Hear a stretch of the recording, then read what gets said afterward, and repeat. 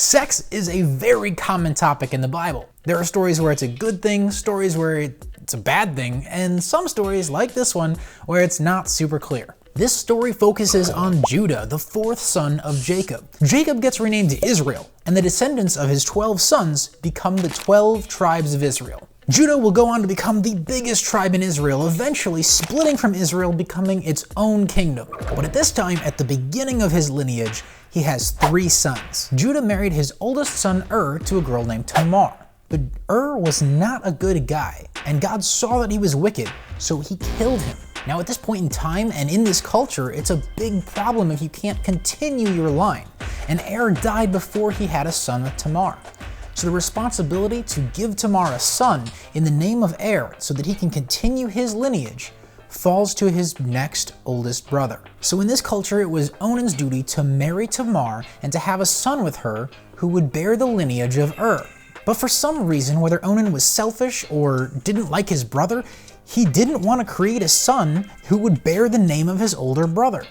So every time he had sex with Tamar, he would pull out and spill his semen on the ground. Now this was considered evil in the Lord's sight, so he killed Onan too.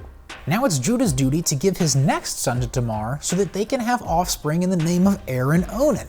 But after seeing 2 of his sons die while married to Tamar, he was afraid to let his next son marry her. So to prevent the marriage, he says, "Hey Tamar, you go back and live in your father's household for a bit and let Shelah get a little bit older and then I'll marry him to you." So Tamar goes back and lives in her father's household, but as time passes, she realizes that Judah never had any intention of letting her marry Shelah. After she has this realization, she hears that Judah is coming to her town to shear his sheep, and she hatches a plan to confront him.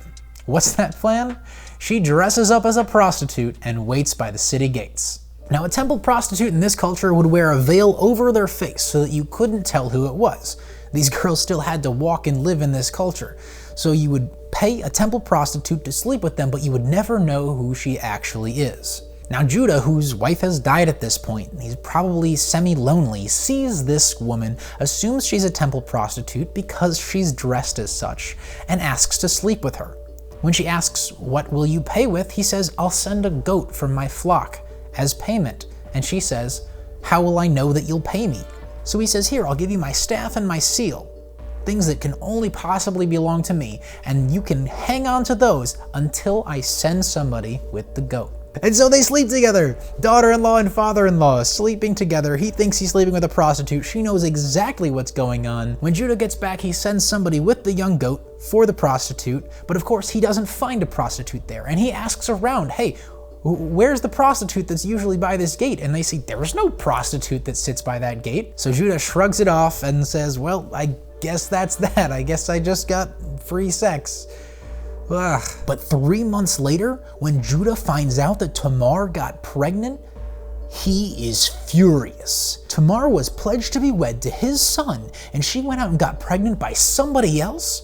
Judah says, "Bring her out and have her burned to death." As she's being brought out by Judah's men, she says, "I'm pregnant by the man who owns these," and gives them the staff and seal of Judah. When Judah sees these items, he knows exactly what happened. He realizes that Tamar dressed herself up as a prostitute and tricked him into impregnating her. And this is his response: "She is more righteous than I, since I wouldn't give her to my son Shelah." Judah takes accountability for his own inaction. He had a responsibility to provide Tamar with a husband so that she could carry on the line of So he actually sees her deception as her getting what she's owed. This is a big deal, not just for the an era where men could just not take accountability, and oftentimes throughout the Bible, we see that's exactly what they do. This is also a big deal for Judah in his storyline. Judah is the brother that tried to have Joseph murdered. And now we see him taking accountability for things that he's doing wrong. And we see that fulfilled later when he defends Benjamin when Joseph tries to frame him.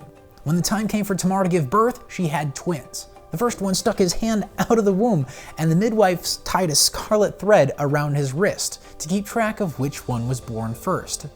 But the child retracted his wrist back into the womb, and the other child came out first. I don't even know what to make of that situation, but that's where the story ends. Come back next time for more crazy Bible stories. Like and subscribe.